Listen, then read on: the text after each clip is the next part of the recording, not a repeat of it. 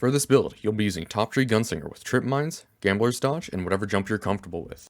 You'll be using Young Ahamkara's Spine with Fastball and Grenade Kickstart, a new stasis mod, and on your cloak you'll be running Double Bomber. Maximum Discipline and Maximum Mobility are an absolute must, and you'll be using a High Impact Sniper Rifle and Devil's Rune for your weapons. This build is meant for two main objectives, zoning and combos.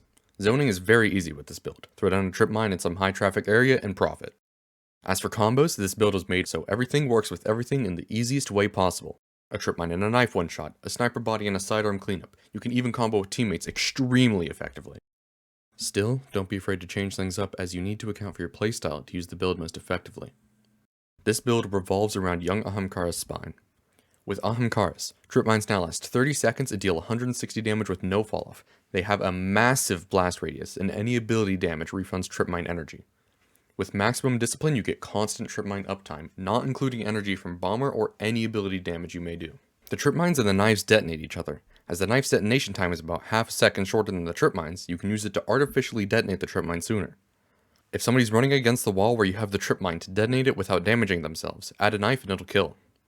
Be aware that this will force the Trip Mine down to the knife's 15-second timer and low health, so don't do this all the time.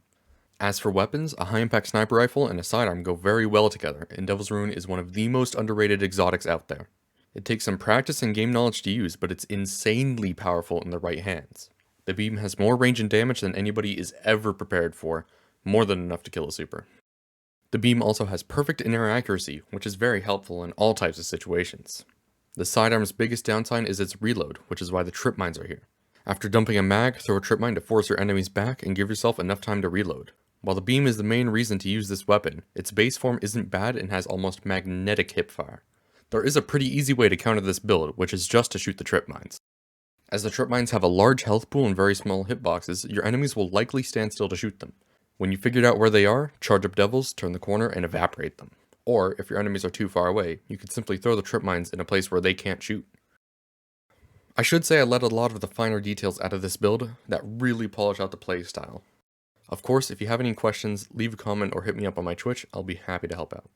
Like, sub, do all that good stuff, and with that, I'm gonna go blow some people up.